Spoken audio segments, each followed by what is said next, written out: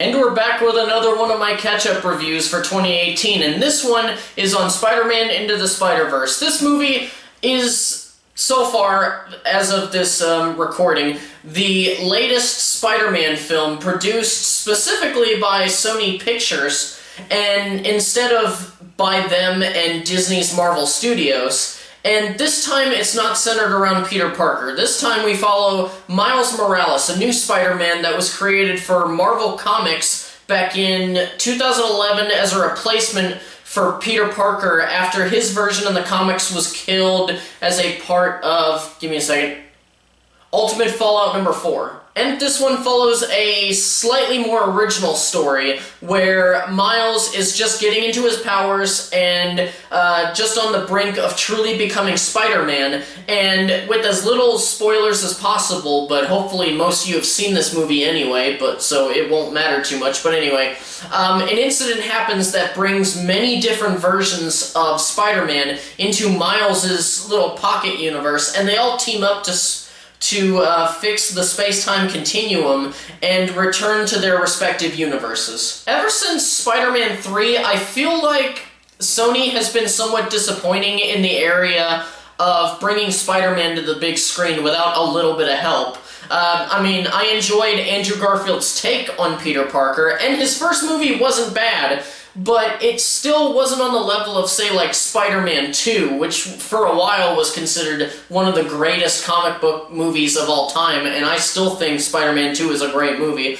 And then, of course, we all remember what a weird movie that Amazing Spider-Man 2 was. However, we did get a treat once Disney and Sony made their deal with each other, putting Spider-Man into the MCU, putting him in Captain America Civil War. That was pretty exciting. And then he came out with his own movie with, or his own standalone movie with Spider-Man Homecoming, which was an awesome movie. And, you know, but you could tell that from a creative process, it was more of a Disney Marvel film than it was a Sony film. They handled more distribution than anything, and despite the box office success of, say, Venom, you know, it's still seen as a fun movie at best, and that one I didn't care for overall. So, you know, up to this point, right before Spider-Verse came out, I was still thinking that Sony was just gonna make another crappy Spider-Man movie. And going into this movie, I was definitely worried because of the studio that was actually heading production, but then slowly I got more excited about the movie. I mean, I learned that Phil Lord and Christopher Miller, who were responsible for the Lego movie and who had just been fired off of the Solo movie, like maybe half a year earlier, were producing from a story that was written or co-written by Lord himself. So yeah, that helped make me excited. Then the first trailer came out, which I thought was okay, but the animation style intrigued me enough to where I'm like, okay, I'm still gonna see this because this looks amazing. And then with each trailer that came out, I became more and more excited. And this movie I actually got to see with my wife when we went on a date to Disney Springs in Orlando.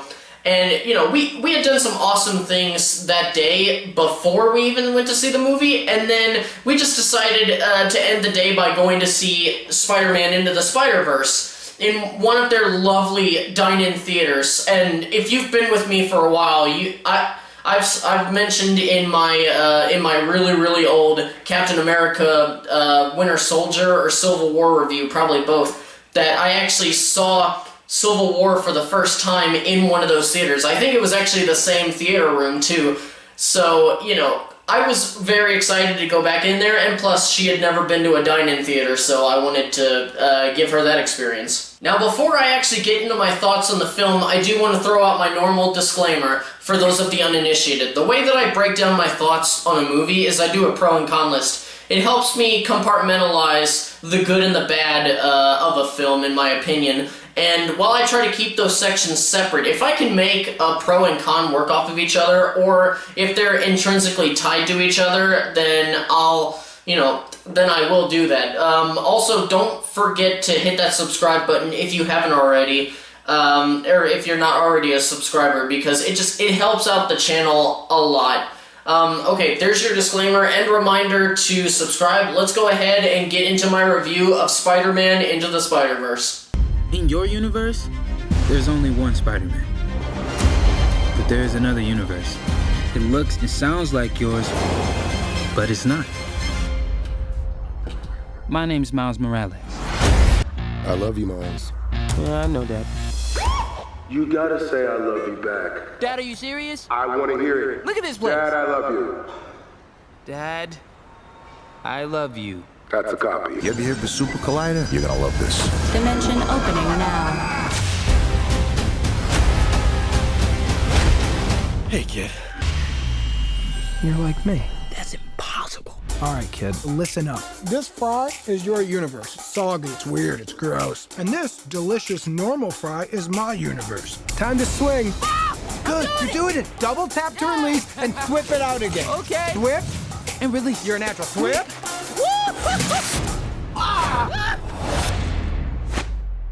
Hey guys, Who are you? I'm Gwen Stacy. I'm from another dimension. How many more spider people are there? Hey, fellas. This could literally not get any weirder. It can get weirder. Because of what I mentioned in the intro, I have to start with the animation style because it is so unique and wonderful. I loved how it was basically, it had the feel of being a comic book movie, or sorry, a comic book come to life, where, you know, where the forefront is clear, but the background is kind of blurry, but not so blurry that it distracts from anything, and, you know, the kind of movement that's very reminiscent of a very smooth stop-motion animated film. The fact that the film is primarily 2D hand-drawn animation with CGI used to liven up the characters and the world. I mean, just this by far, just with the animation, made it the best animated film of 2018, but it was everything else that made it even better and basically said, yes, we are the best animated film. Hell, we are one of the best movies of 2018. As for the story itself, it's surprisingly well done. This is my favorite Spider-Man script since Spider-Man 2, and I actually prefer this script over Spider-Man 2's. I mean, the characters are so fleshed out really well, the story is impactful, and the overabundance of main characters and storylines threatened to bog the film down, but it never did. Everything is extremely cohesive and clear. They found a way to give you... excuse me.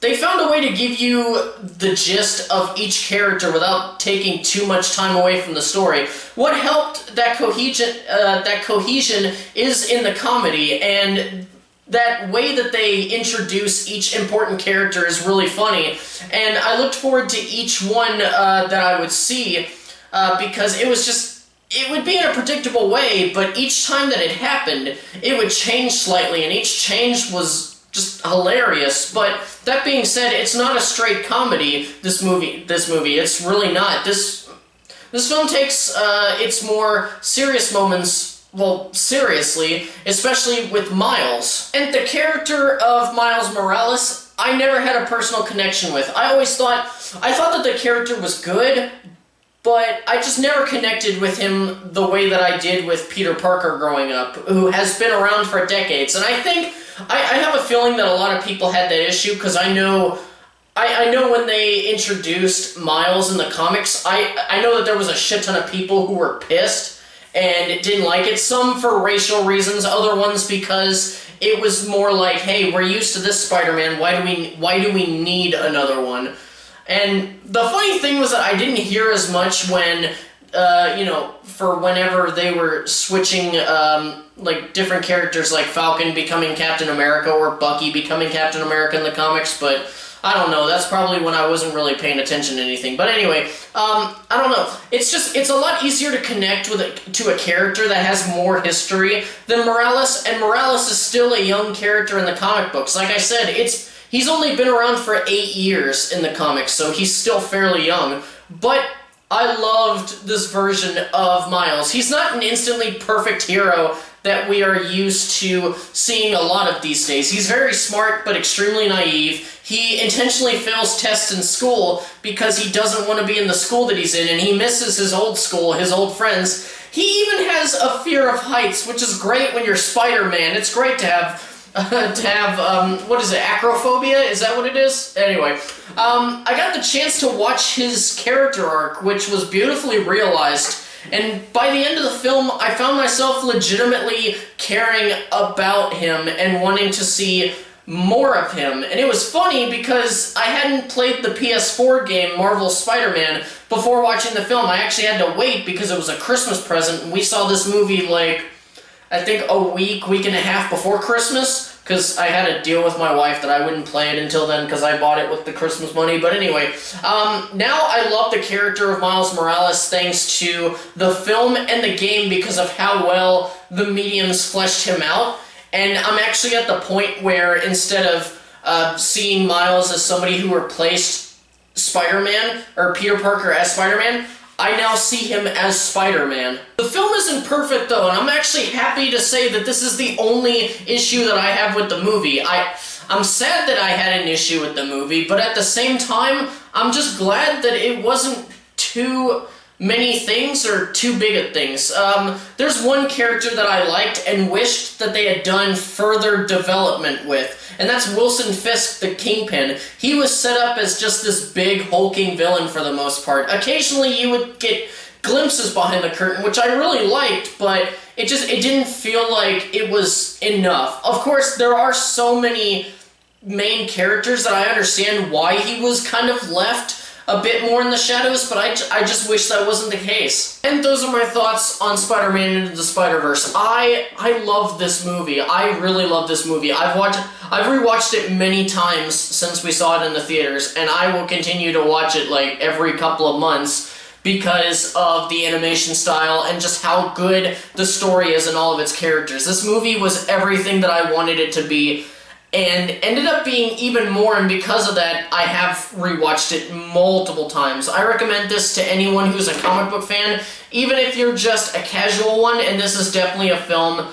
that I myself can get a lot of replay value out of. And also, this is just further evidence that Lucasfilm should not have thrown them to the curbside, because honestly, at the end of the year, they ended up looking better than Lucasfilm anyway. Thank you guys so much for watching. I hope you enjoyed the video. If you did, please don't hesitate to hit that like button. And if you're new here, like I said earlier, hit that subscribe button so that you can keep up to date with everything that's going on the channel. And also, don't forget to go down in the comment section down below and just talk about everything with this movie. You know, if you've seen it, if you still haven't seen it, what did you like about it? What did you not like about it? I like hearing what you guys think about the movies and topics that I bring up in my videos. Anyway, all that's left to say is farewell until the next video, all you casual moviegoers and movie fans alike, and keep on being awesome.